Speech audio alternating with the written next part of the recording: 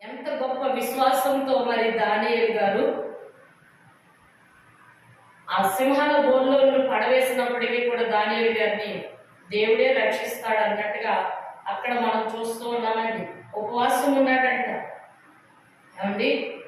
ముమ్మారు కూడా వెళ్ళి యథాప్రకారంగా అనుదినము ముమ్మారు మోకాళ్ళు తన ఇంటి పైగా కిటికీలు ఎరుసలేము తట్టుకు తెరవబడి ఉండగా అతడు దేవుడికి ప్రార్థన చేసి ఆయన స్తుతించుచూ వచ్చేమో. చూసారండి, సింహాల బోన్లో వేసేస్తారు అన్నప్పుడు కూడా అతనికి భయం లేకోకుండా ముమ్మారు ప్రార్థన చేస్తూ ఎరుసలేము తట్టు ఉన్నటువంటి కిటికీలు తెరిచి దేవుడికి ప్రార్థన చేయొచ్చు ఏం చేస్తున్నాడంట, స్తుతింతూ వస్తున్నాడంట. ఒక ప్రక్క ప్రార్థన జరుగుతుంటే ఒక ప్రక్క నిద్రలోకి ఎలా వస్తుందో నాకు అర్థం కావట్లేదు ప్రియులారా.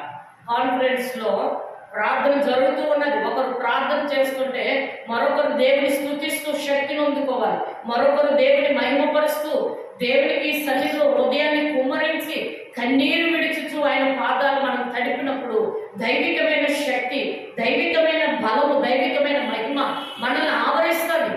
యెహోవా యందు భయభక్తులు గల వారి మీద ఆయన కృప ఆవరించును అని ఉన్నది.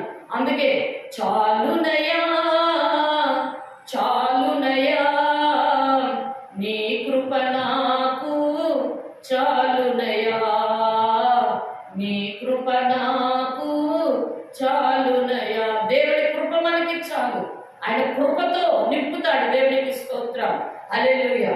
మరి ఇక్కడ ప్రార్థన చేస్తూ ఏం చేస్తున్నాడంటే దేవుని స్తుతిస్తూ ఉన్నాడంట. స్తుతించేటప్పుడు స్థితి మారిపోతుంది ప్రియులారా.